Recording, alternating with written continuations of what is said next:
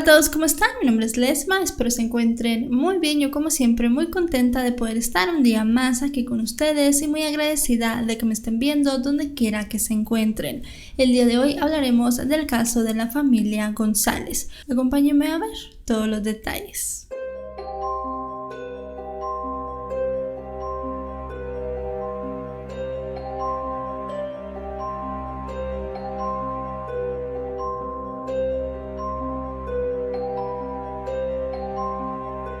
Teddy González y Loíba Josephine se casaron en 1977 en Filipinas, lugar de donde ambos eran originarios.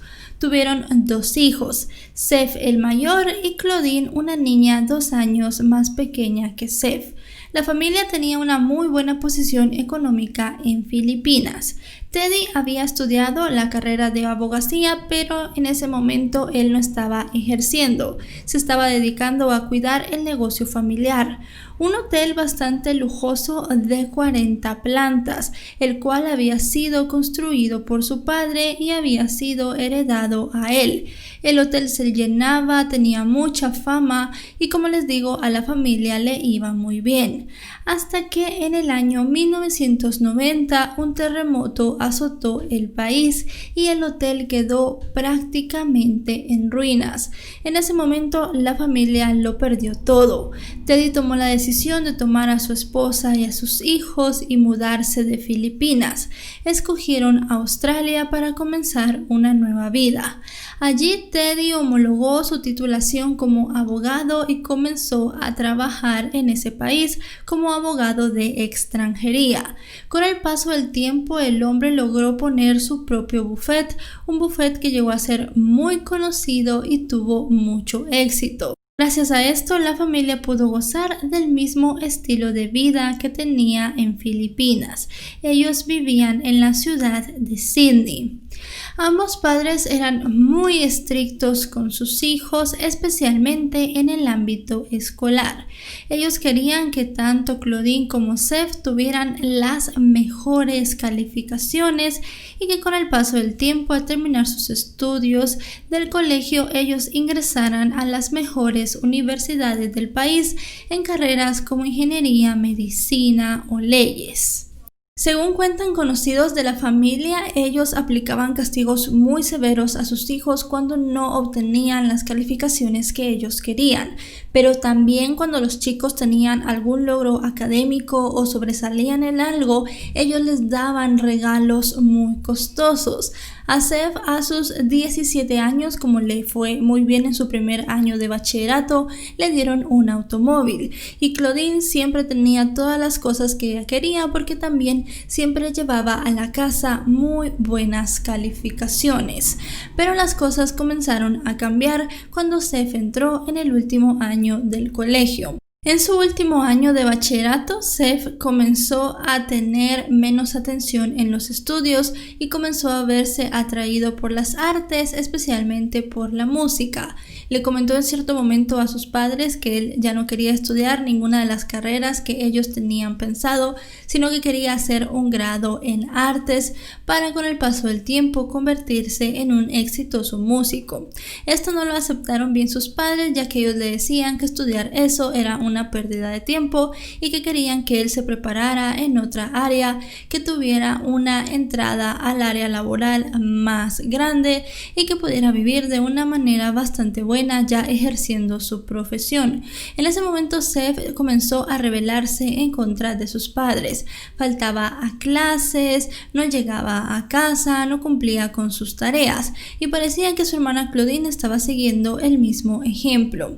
Recuerden que ella era 2 años menor, pero cuando Seth comenzó a faltar a la escuela, ella también comenzó a faltar a clases. Incluso se hizo novia de un chico al cual sus padres no aprobaban.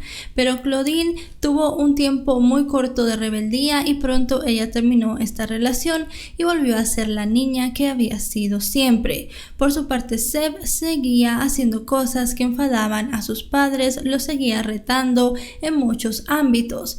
Él incluso llegó a tener una novia que sus padres no aprobaban.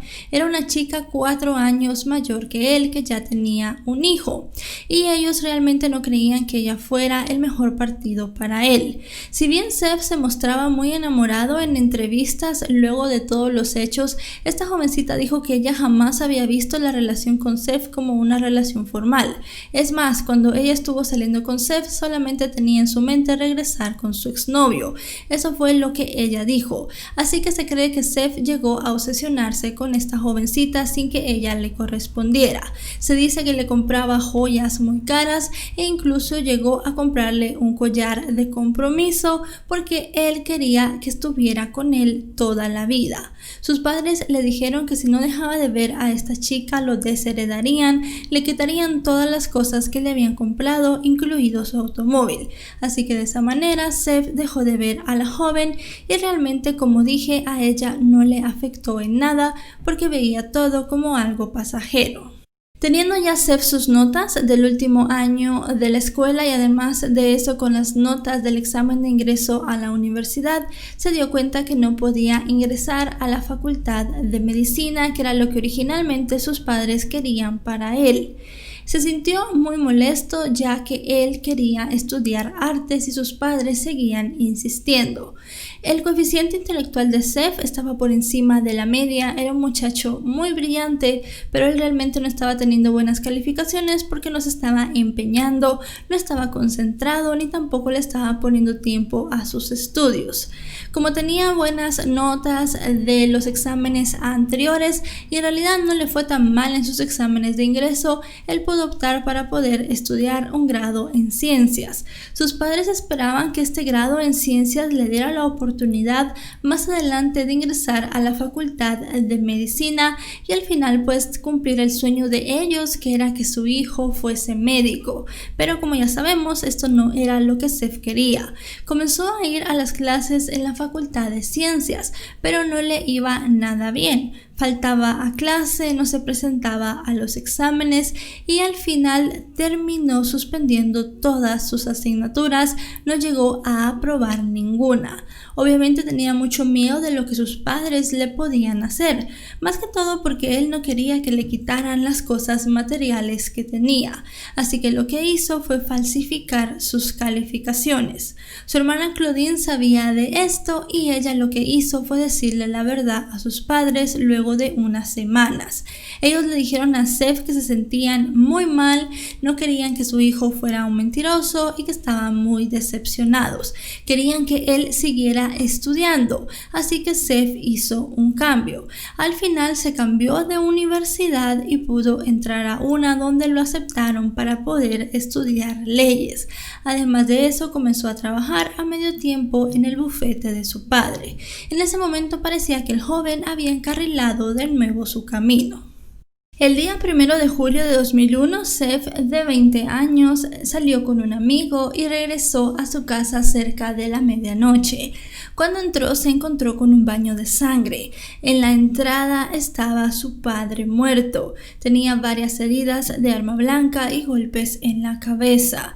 Entró un poco más a la casa y pudo ver que su madre había corrido con la misma suerte. Estaba tirada sin vida en la cocina. Seth llamó a los servicios de emergencias diciendo que sus padres estaban muertos, que alguien había entrado a casa a asesinarlos y que necesitaba ayuda. Ahora les voy a poner una pequeña porción del audio de la llamada a emergencias de Seth González.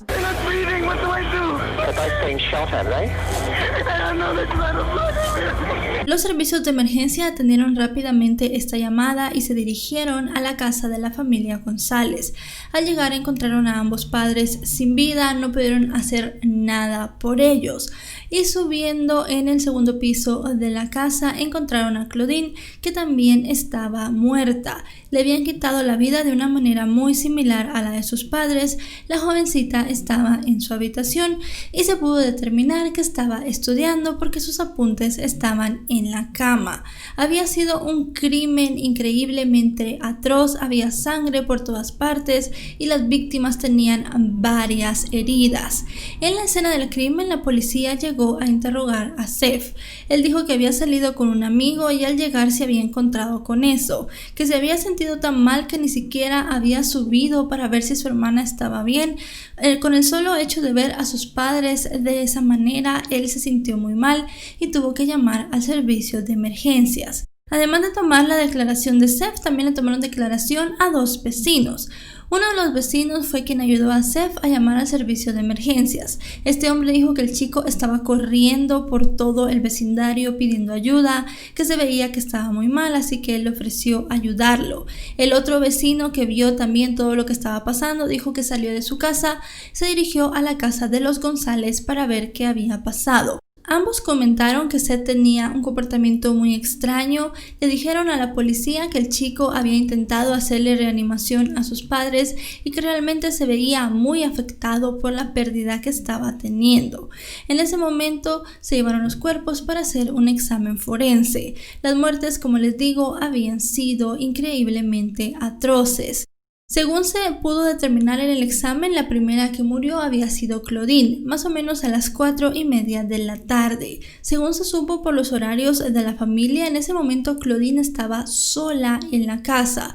Como les digo, se cree que estudiando. Ella recibió varias puñaladas en todo el cuerpo y también repetidos golpes en la cabeza.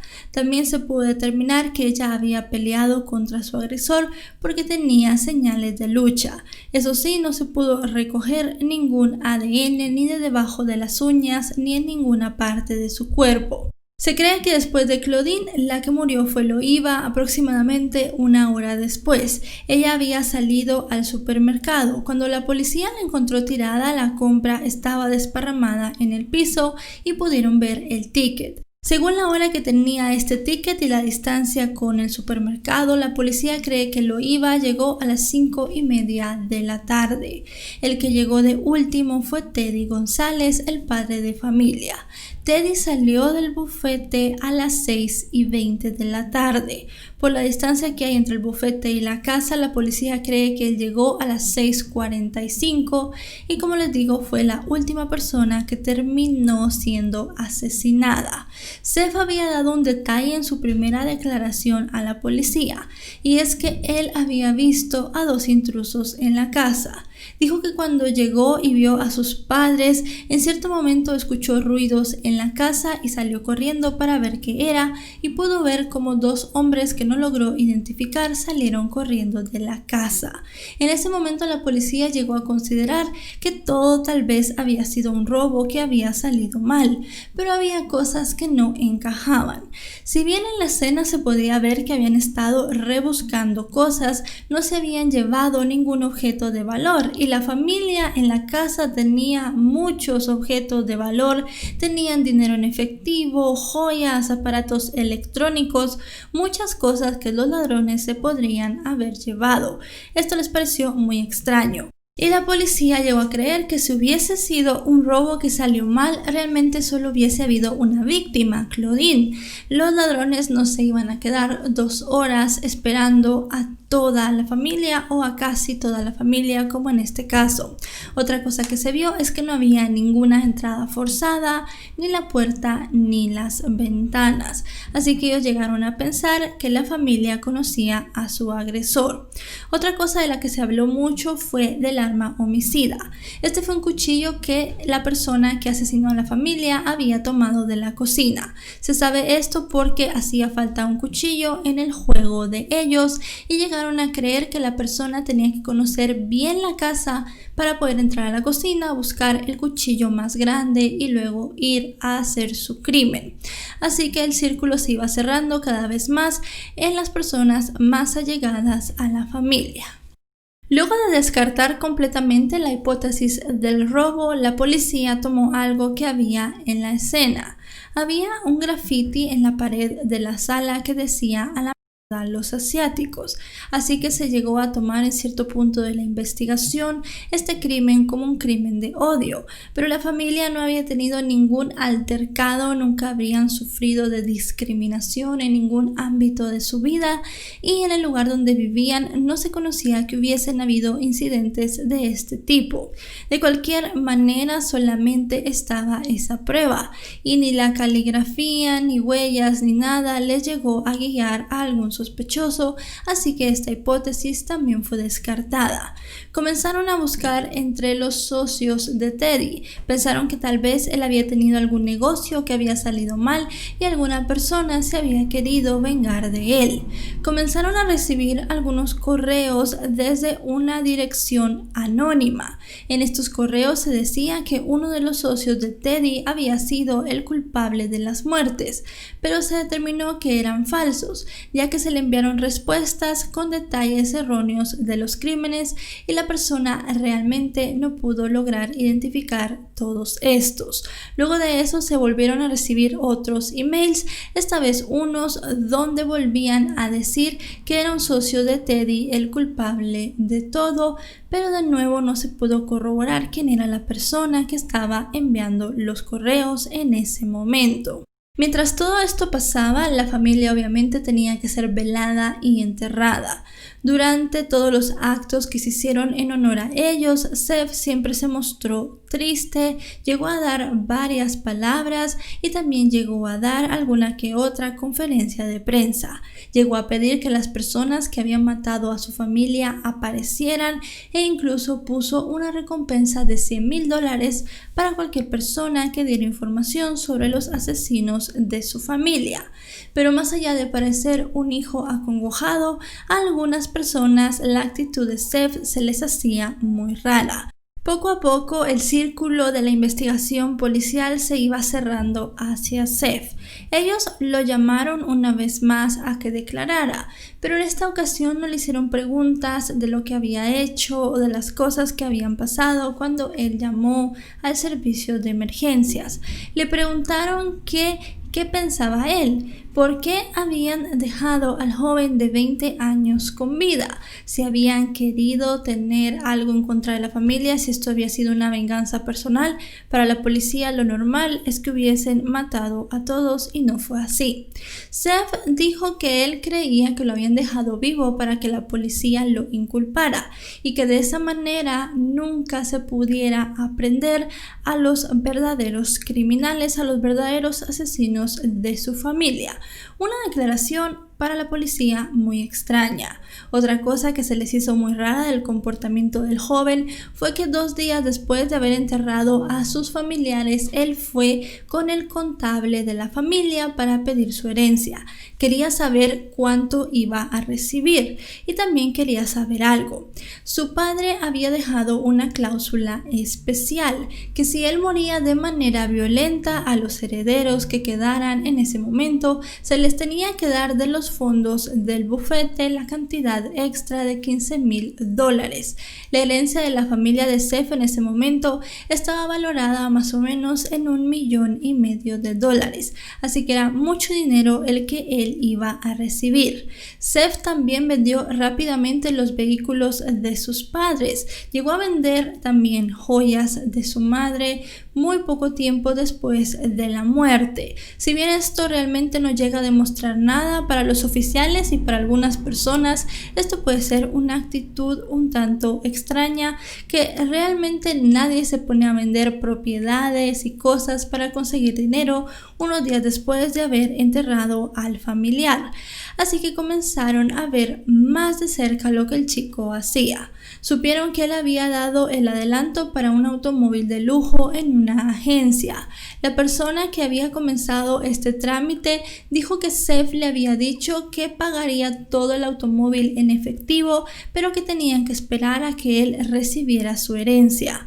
Una de sus tías en Filipinas también llegó a decir que el chico le había dicho que estaba enfermo y que necesitaba dinero. Hay que destacar algo acá teniendo en cuenta esto, y es que Seth fue un joven siempre muy mentiroso. Le mentía a sus amigos diciéndoles que él era una superestrella en Filipinas, que era modelo, que era cantante. Incluso una de sus amigas llegó a hacer una página de fans para él, y también llegó a decirles en varias ocasiones que tenía muchas enfermedades. Así que cuando esta tía escuchó esto de Seth, ella no le creyó y obviamente no le mandó el dinero. Otra de las tías de Seth que vivía en Australia fue muy importante para la investigación. Esta tía dijo que ella había visto el automóvil de su sobrino estacionado fuera de la casa más o menos a las 5 de la tarde. A esa hora ya había sido asesinada Claudine y faltaba poco para que la madre fuese también asesinada. Esta tía de Seth dijo que ella había visto cierto movimiento en la casa por las ventanas, pero que algo le impidió tocar. Ella quería ir a ver cómo estaban todos, pero cuando estaba caminando hacia allí, mejor tomó la decisión de darse la media vuelta e irse. Así que la policía llegó a situar a Seth en la casa en ese momento. Y es que Seth tenía una coartada para ciertas horas de ese día. Él salió a las 4 de la tarde del bufete de su padre, pero no se vio con su amigo hasta las 8 de la noche. Él estuvo con su amigo comiendo, estuvieron jugando y pues hablando en una salida normal de jóvenes, y las cámaras de los lugares a donde fueron registraron esto. Pero registran a Seth con este chico desde las 8 de la noche, así que hay un vacío entre las 4 y las 8 que Seth tenía que llenar de alguna manera. El primero dijo que tomó su automóvil y había comenzado a conducir sin rumbo buscando a un amigo, y que al final había pasado con este amigo toda la tarde en su vehículo. El problema vino cuando la policía le pidió la dirección o el teléfono de este chico para corroborar su versión. Seth dijo que no tenía ninguna de las dos, que era un chico que él encontraba a veces en la calle cuando se ponía a dar vueltas. Pero cuando le dijeron que su tía había visto su automóvil fuera de la casa, él rápidamente cambió su versión de los hechos. Dijo que al salir del bufete de su padre, él fue a un club de strippers y que en este lugar mantuvo relaciones con una de las empleadas del sitio. Dijo que podían ir a entrevistar a esta joven y además de eso también al taxista que lo había llevado. Aquí hubo algo muy impactante, y es que entrevistaron tanto al taxista como a la trabajadora del club de strippers. En un primer momento el taxista dijo que en efecto él había llevado a Seth. La trabajadora también dijo que ella había mantenido relaciones sexuales a cambio de dinero con Seth esa tarde en el club, y que pues él estaba allí en ese momento, ellos eran su coartada. Cuando tanto esta chica como el taxista supieron que estaban en medio de una investigación por un triple homicidio, comenzaron a hablar. Ambos dijeron que Seth les había ofrecido $50 para que le mintieran a la policía. Ni el taxista ni la chica que trabajaba en el club lo conocían ni lo habían visto. De ese momento se caía por completo la coartada de Seth. Y además de que se cayera su coartada, todo encajaba a la perfección. Seth había salido a las 4 del bufete, había llegado poco antes de las 4:30 a su casa y había asesinado a uno por uno a los 3 miembros de su familia. Se había cambiado y se había ido con su amigo para luego regresar a la medianoche y aparentar de que él no sabía qué había pasado. Se encontró en la ropa de Seth rastros de pintura del mismo color de la que tenía la pared con la que se había hecho el graffiti. Poco a poco las pruebas contra el chico se iban acumulando cada vez más y más. Eso sí, durante toda la investigación él siempre dijo que él era inocente, que había sido otra persona y que solo querían culparlo a él para cerrar rápido el caso y encubrir a los verdaderos asesinos. La policía también tuvo en cuenta el hecho de revisar los aparatos electrónicos de Seif. En su teléfono celular no había mucho, pero en su computadora sí que se encontraron muchas cosas. Recuerden que les dije que había habido 2 pistas sobre correos electrónicos. En el primero ya se había encontrado a la persona que los había escrito, era alguien que no tenía nada que ver con el crimen por los detalles inventados que había dado. Pero la segunda tanda de correos nunca se llegó a rastrear. Tampoco se llegaron a contestar porque cuando empezaron a llegar la policía ya estaba investigando directamente a Seif. Se vio que estos correos habían sido enviados desde la computadora de Seif. Él había querido inventar alguna historia sobre algún socio que no quería a su padre y que por eso había matado a toda la familia, bueno, a casi toda la familia. También se pudo ver en las búsquedas del chico que él había buscado cosas relacionadas con veneno, plantas tóxicas, muchas fórmulas para envenenar a la gente, por lo cual llegaron a creer que él tenía mucho tiempo planeando el crimen, que había pensado hacerlo de una forma, pero que al final se había decidido por otra.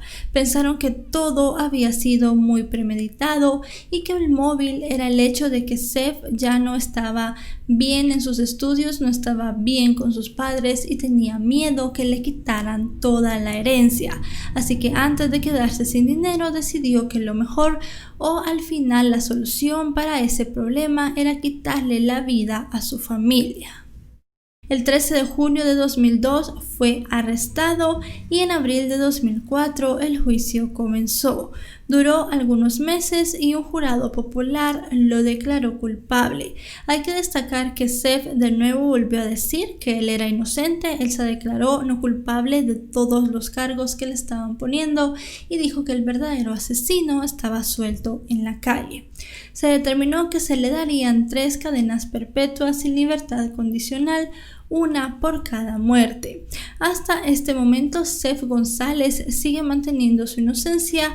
Él sigue diciendo que él no fue la persona que asesinó a su familia y que seguramente fue un intruso y que todo fue un plan bien armado para tenerlo a él en la cárcel.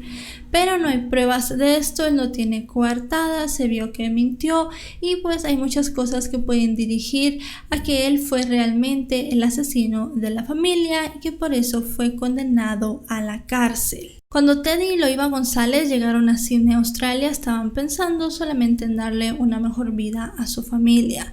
Nunca pensaron que unos años después de haber llegado al país, el mayor de sus hijos les quitaría la vida y terminaría en la cárcel cumpliendo 3 cadenas perpetuas. Seif, como les digo, hasta el día de hoy sigue manteniendo su inocencia, pero al final en la historia del crimen de Australia quedará como uno de los asesinos más despiadados de toda la historia, porque él realmente no mostró ningún arrepentimiento.